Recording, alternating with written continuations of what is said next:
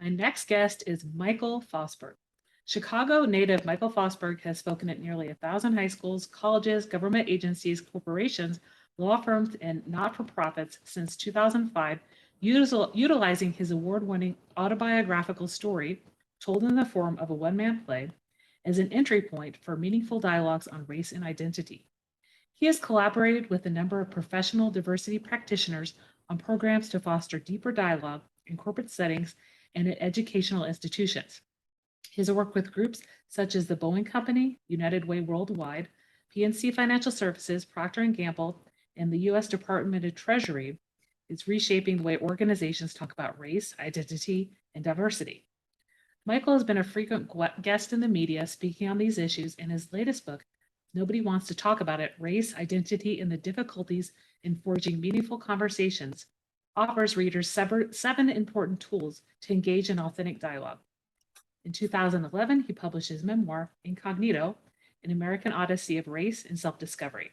And he's just launched a series of unique virtual e-learning programs utilizing his award-winning play as the entry point for delving into uncomfortable conversations. Welcome to the podcast, Michael. Thank you, Dana. It's great to be here with you and your listeners. Well, tell me about a time when you were in the trenches and managed to crawl out. Yeah, well, it's funny. I think about this. I've been thinking about this since we had an initial sort of pre-podcast conversation, and I feel like I'm always in the trenches, Mhm. like perhaps many of your listeners and many of the people you've interviewed. My trenches are slightly different in that I'm not in the classroom on a day-to-day basis, and so it's a little different for me than for others. But I am teaching constantly, and I am in, as you have shared with your listeners through my bio, I'm in the diversity, equity, and inclusion field. And so that space encompasses a lot of different educational institutions from high schools. And well, actually, I've worked with middle schools on up.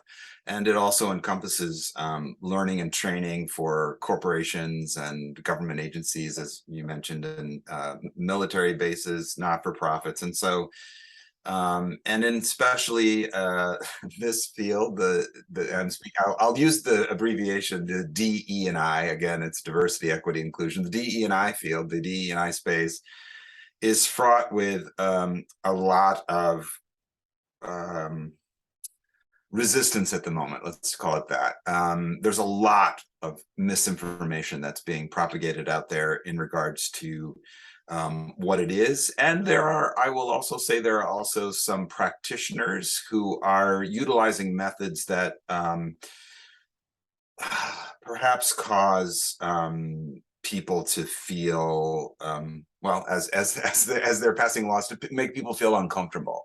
Although I would have an issue with that, just in regards to, there's plenty of things that make us feel uncomfortable and we still have to work through them. I remember being in school, I felt uncomfortable with math and science. So you could feel uncomfortable with, topics like that, just as you Yeah. could feel uncomfortable with teaching about history or diversity and inclusion. So it's been a real eye-opening experience for me. I've been doing this for over 15 years, and it's still never ceases to amaze me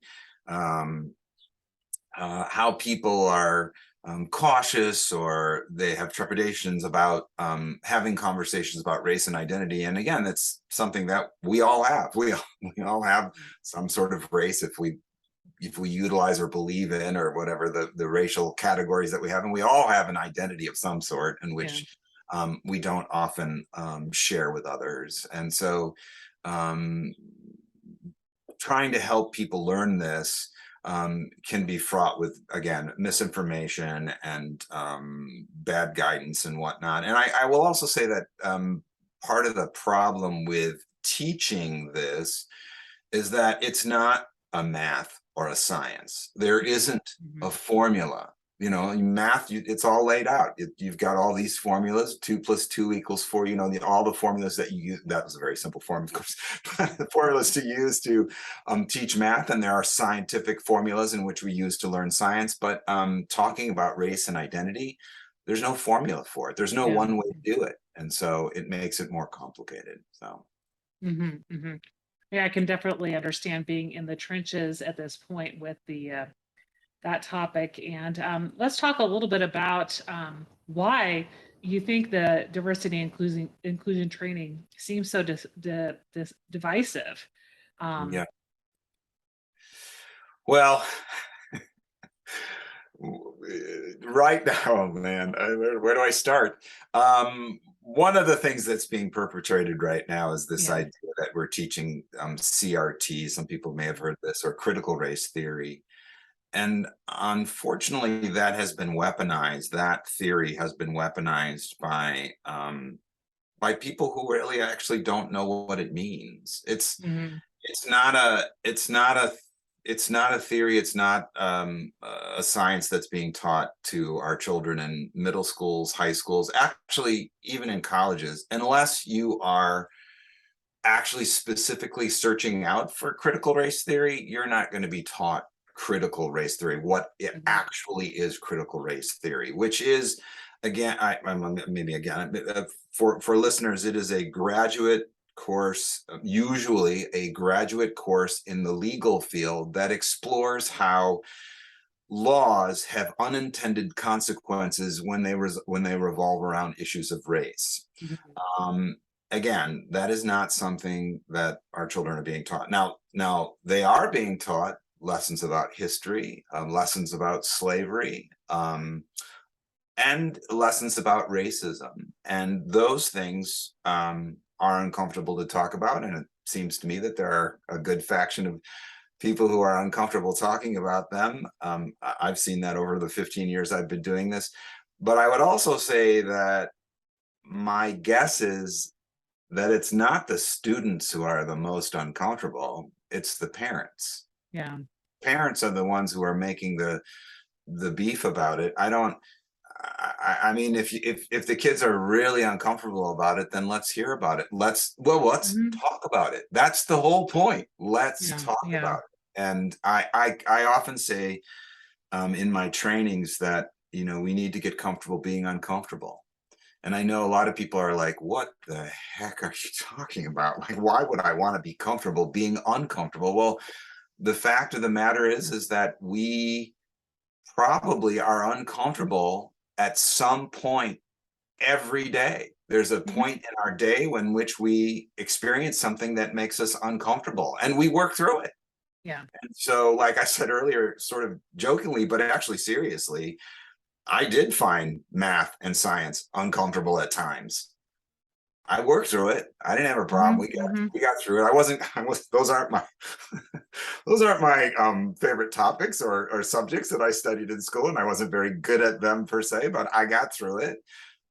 We can also get through this when we were, through our history lessons about slavery, about racism, and about these things. And I think we just need to get comfortable being uncomfortable. Mhm. Mhm. Yeah, that's the bottom line. Let's talk about your latest book, Nobody Wants to Talk About It, Race, Identity, and the Difficulties in Forging Meaningful Conversations. Sure. And talk to me about some of the 7 tools that educators can use from the book. Sure, sure. Well, I just mentioned one of them, which is get comfortable being uncomfortable.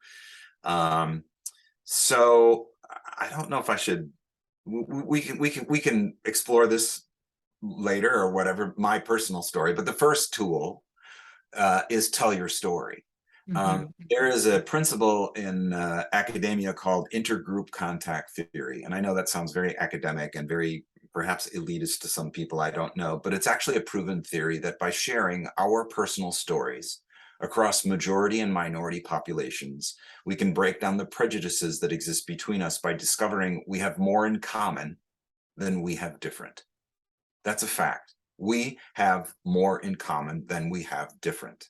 And so we find that out, we discover that by sharing our stories.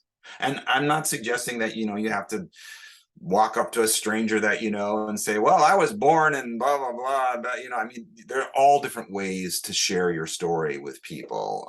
You could start by just talking about hobbies that you have. I mean, even through hobbies, we can in interests, we can discover something really important about a person, something that they're passionate about, and then thus discover their story, how they became passionate about that. But anyway, the first tool is tell your story, open up and share your story, and we discover commonalities. The second tool is don't judge the differences. Mhm. Now, we flip the script. Instead of allowing the differences to create a wall between us, start by finding a mutual interest and then embrace the differences. After all, Mhm. if we were all the same, we'd be bored. It's the differences that make us stand out as people, and it's the differences that make us unique in the marketplace. So that's the second tool. The third tool, and this is so key, this is key actually all across the educational field, is we have to recognize that there isn't one way to Mhm. have a conversation about race and identity. Just like there's not one way to teach a particular topic or subject, there isn't one way to go about talking about race and identity. If there was one way to do it, we'd all be doing it, Yeah. right? It'd make it a lot easier. But there's not. There are many different ways. We all have different experiences, and therefore we bring those different points of view to the table. This actually the strength of our collective spirit, of our diversity. The fourth tool, which I don't know, I keep saying this about each one. This is so important. This one is equally as important, especially in this day and age, is that we can disagree so long as we're not disagreeable. We are very disagreeable in this world today, and look where it's gotten us. We are now off into our camps. We are siloed, whether it's by political ideology or religion or whatever it might be. Mhm. And what I'm suggesting is that, yes, there are a variety of different people with political ideologies, religions, thoughts, beliefs, whatever. We can discuss those things, and we may not agree on them. But if we become disagreeable on those topics, then the conversation stops. It's over. Once you become disagreeable with someone and you become angry or heated, that's it. Conversation's done. So I'm suggesting that we need to bring civility back to the conversation. We may not all Mhm. agree on the way that we see the world, but if we start to become disagreeable with one another, we are in the mess that we're in today. Mhm. We need to take responsibility for the language we use. Freedom of speech, which is a wonderful freedom that we have in the Constitution. Freedom of speech carries responsibility. None of us really think about the responsibility of the language that we use, and we need to start taking responsibility for that. Number 5, the fifth tool is what I mentioned before: get comfortable being uncomfortable. The sixth tool is understand that there are realities outside of your own experience. Just Mhm. because we may not have experienced, I don't know, racism or sexism or homophobia or age discrimination or disability indifference or some other form of discriminatory treatment, doesn't mean that that's not a reality for other people. Mhm. Mhm. We need to understand that those are realities and listen with empathy. And the seventh and final tool that I suggest in trying to have more meaningful, authentic conversations about race and identity is to practice forgiveness. It has been described as the hardest work you will ever do, but also the most rewarding. Mhm. Mhm. Yeah, those are key to remember. Like, it's not an easy road to follow, but I think this is, like you said, it's definitely important work that needs to be done, and something that we're moving towards in schools today. So I mentioned in the bio you work with both school systems and corporations. How do you approach your DE&I training, and why is this important both for the schools and corporations?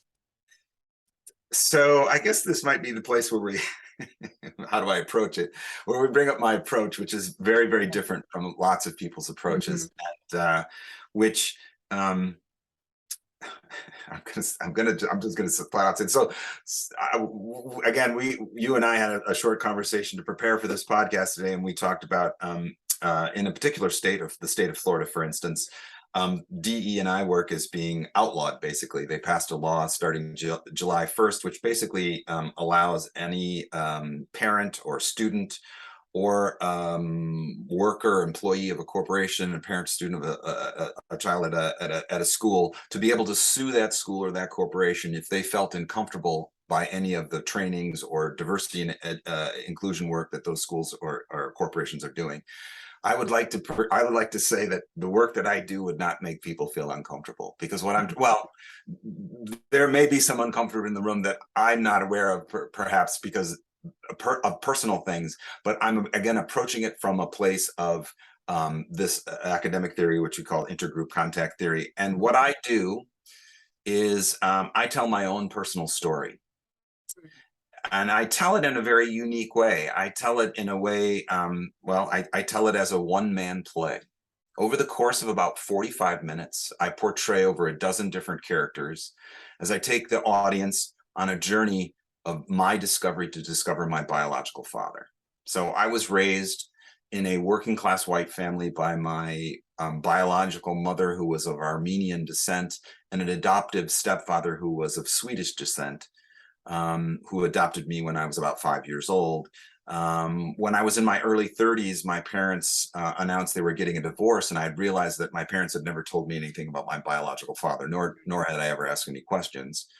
And so I went on a journey to discover my biological father, armed with only his name and the last place that he lived, which was some 30 years prior, happened to be Detroit. So armed with that information, I went out to track him down, and I discovered him in a first phone call.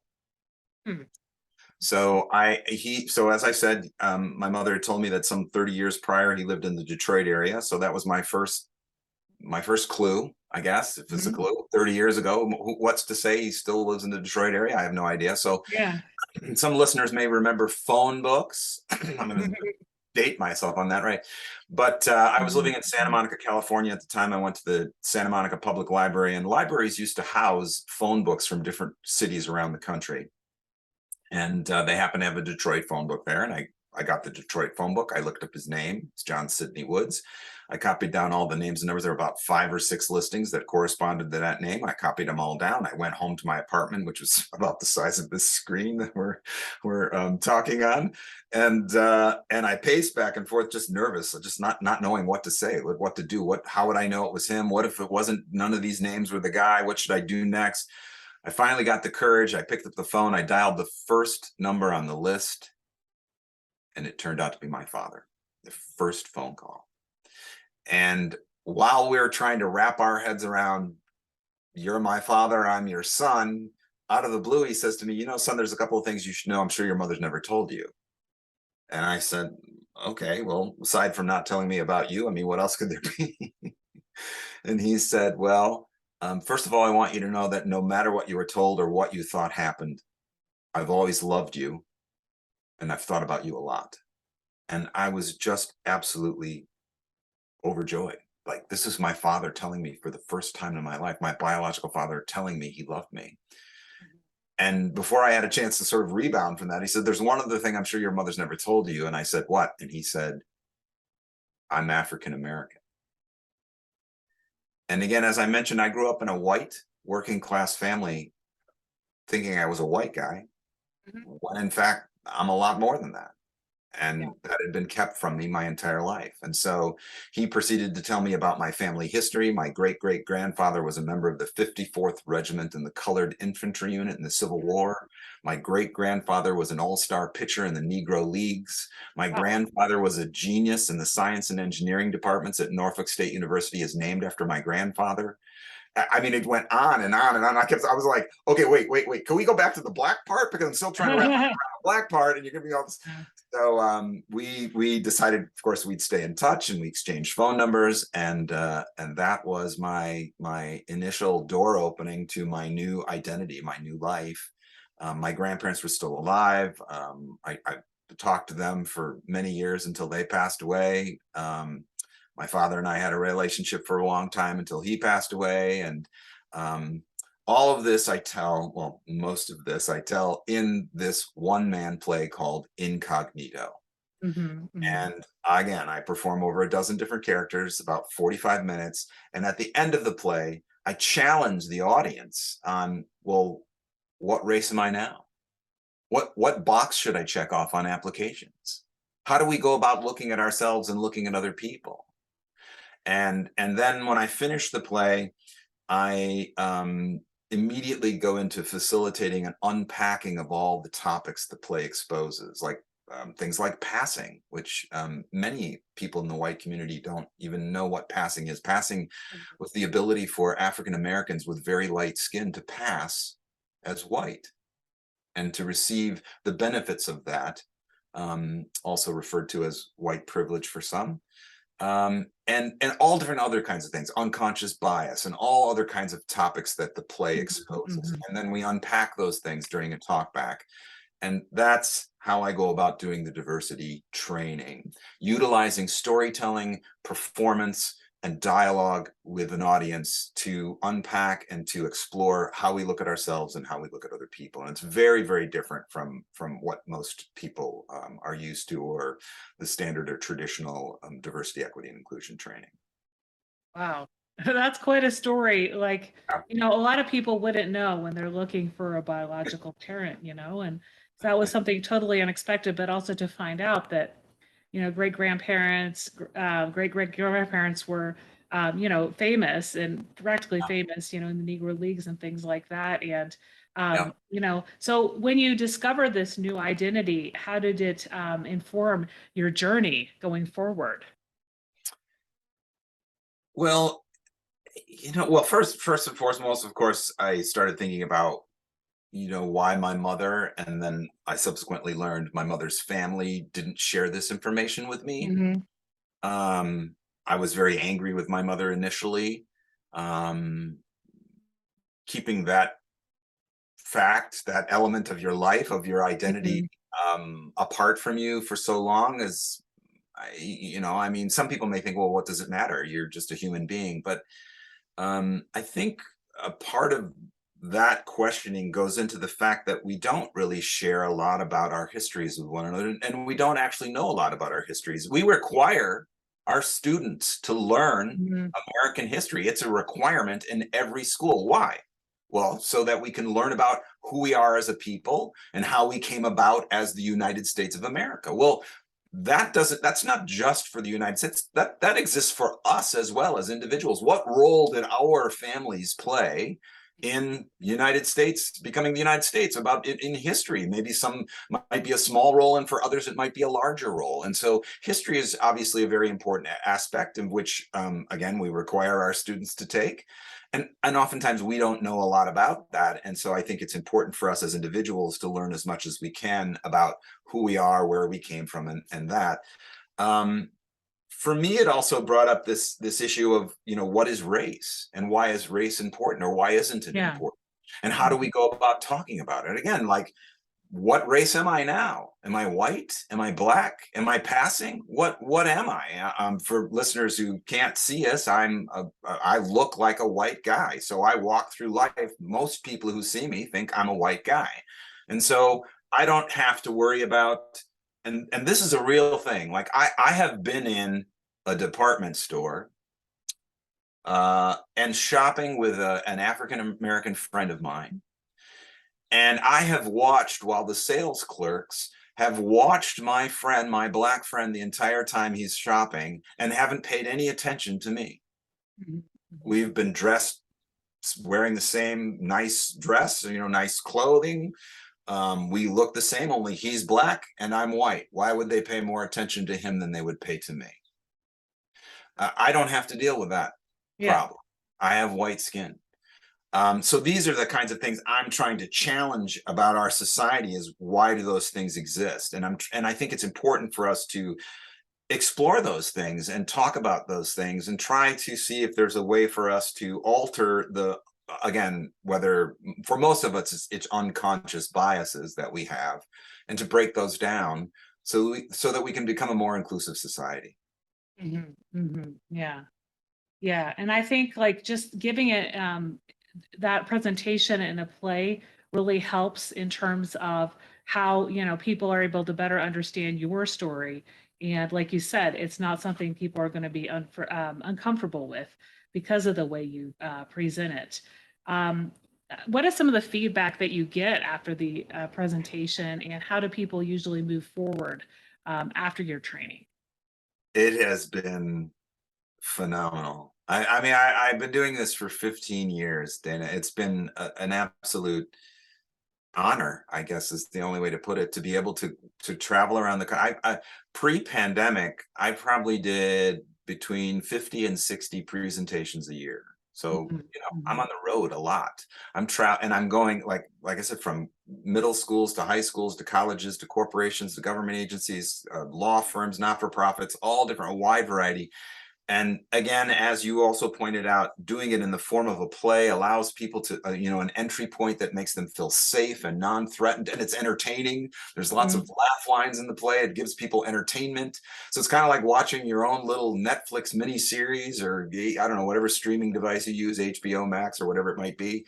And so it just really opens people up in a way that, I don't know, speeches or lectures or workshops don't. It's very inviting, and so it's given me a platform to allow people to express all kinds of things. I've had people come up to me and just tell me the deepest, darkest secrets that are in their families. I've had Mhm. people come up to tell me all kinds of stories about their families, white, black, multiracial, disabled, gay, straight, trans, all kinds of people come up because it opens them up to tell their story. Again, Yeah. we have more in common than we have different. Why are we letting the differences push us apart when we have more in common? And so it really brings people together in that way. And the response has just been, phenomenal in that respect. On the same hand, I do want to say that, and I say this at every training session, I know that most of the people in that room that day are going to walk out of that room feeling inspired. They're going to want to share it with their friends. They're going to want to talk about it with their colleagues, with their classmates. They're going to want to talk about it with their family. But I also know that there are going to be a few people, maybe one, maybe more, who are going to walk out of that session thinking, "Oh, that was a waste of my time." Because we don't all, and as educators we should know this, we don't all read the same book and walk away with the same message. Mhm. So just like that, even though my play again is this big door opener for people, inviting them in, there are Mhm. sometimes going to be people who won't take that invitation to step inside. Yeah, yeah. I mean, you provide all the opportunities, but it's that individual's decision, right? And That's right. the way you're doing it is definitely that non-threatening way. So let's move over to talking about your book. And Sure. in the book, so you have the Incognito. So first of all, you wrote your initial book that that was published. How long ago was your first book published? In 2011, Incognito, Okay. an American Odyssey of Race and Self-Discovery. That's the memoir. Yeah. Okay. And that's what you developed into the play. Yes, yes. I started to write the book. I didn't. I mean, I was an actor. I was a trained actor. I went to school for theater and graduated with a Mhm. Bachelor of Fine Arts. And it didn't occur to me to turn it into a play at first. I was trying to write a book about it. I'd never written a book before, but I thought it would make Yeah. a really interesting book. And then I was asked to read some of the stories in front of a group of people. And after I read them, that night, these people came up to me and they said, "Oh, you should be doing this. This is really great. You should be doing it." I said, "Yeah, I am. I'm writing Yeah. the book." "No, no, no. You should be performing it." And so then it turned into a performance. And then it took me 10 years to finish the book. Wow. So I finally finished the book and published it in 2011, which folks can get it at the website incognitotheplay.com. And then as I was continuing to tour around the country and sell books and promote this idea of intergroup contact theory, I noticed all of these things that were happening around me at these different Mhm. places, how people felt so awkward about talking about race and just identity and whatnot. And so that's when I came up with the set of tools, and I decided to write a second book. Again, nobody wants to talk about it, which sort of lays out all these tools and all of these different situations in which I came across and how I arrived at the tools. Mm. So it had gone about, so you said this one was published in 2011, and then your Correct. latest book was just published in 2022? Actually, in 2020. Okay, so a few Laughing. years ago. I'm laughing because it happened right at the beginning of the pandemic, which is Yeah, not a good time to publish a book, but whatever. yeah. That's the way it happened. Yeah, Yeah. but just kind of looking at the context, how, you traveled around with this play. You'd been bringing up these conversations before it became so spotlighted in our media in the past couple of years. And, you Right. kind of look back on writing of both of the books and performing your play, kind of now with this lens of, let's call them controversies that some people are saying, with thinking that it is critical race theory, which you very well outlined is something totally different. But yeah, it's very interesting to see kind of like the timeline as to when this took place. Yes. Yes. Well, I both books are self-published. Mhm. The second book, I was getting ready to send it to the printers because they're not digital. They're Yeah. actually really nice quality printing and beautifully laid out, all that. Anyway, I was getting ready to send it to the printers, and at the same time, I was watching the news, and we were going into lockdown, and I thought, oh man, this is not a good time to publish a book. So I paused. I put a pause on everything, and I had a publicist who I've been working with over a number of years, and she totally understood. She was like, "Yeah, perhaps we should stop, this." So I don't know how I'm going to get traction for people to get interested in the book. And then George Floyd happened, and she called me up immediately, my publicist, and she said, "Oh, you need to publish it now." That's how it happens. Yeah, yeah. Yeah. Well, we've had a great conversation around diversity, equity, and inclusion training, how you approach that, and how some of the organizations that take your training can use the tools. Out of everything we talked about, what's one thing you'd like listeners to remember? I say this. I think it's probably the last thing I say at the end of every session. We each have a role to play in how we go about creating a society in which we live in, which we want to live in, Mhm, which we want to be proud of and be a part of. And what I want to say to people is silence gives consent. mhm, There are a lot of things being said by people or done by people which are not great. I don't mhm, know. I can say a lot worse words than that, but that we disagree with, or that you can see cause people agitation or are uncomfortable. There are things, I've been present in a room where somebody has said something that made me incredibly uncomfortable. mhm. And I think it's important for us to speak up and let people know you're not, and do so from a place of respect. Yeah. Again, if you do so from a place of anger or disagreeableness or whatever, you're never going to forge any kind of conversation or civility. And even speaking up, from the best place of respect, you may not forge any kind of civility with the person who is acting or saying something wrong, but at least you are letting them know that this is not the way we should go about creating a world in which we all want to live in. People are using language that is offensive and demonizing all across the spectrum: race, religion, political, all of these things. I mentioned this earlier, but unless we speak up and let people know that that's not the way to go, that we need to forge more connections, that we have more in common than we have different. So if I would leave your listeners with anything, I urge them to speak up. Don't be silent. Yeah, that's so important. Where can people connect with you and find you online? Well, I mentioned the website earlier, Incognito the Play, all one word, incognitotheplay.com, is a place you can find me. You can buy books there. You can see where I'm traveling to and giving speeches, sometimes performances. Sometimes they're open to the public, not too often, but sometimes. I am not on social media. I do not Mhm. believe in Facebook or Twitter. I find them to be divisive, and they are doing very little to keep angry, mean, hate groups Mhm, mhm, off their platforms. And if I am a person who is encouraging people to have conversation and dialogue, it's not going to be had on those platforms. And so I just have it's hurt my business, I'm sure, and hurt people's ability to find out more about my work.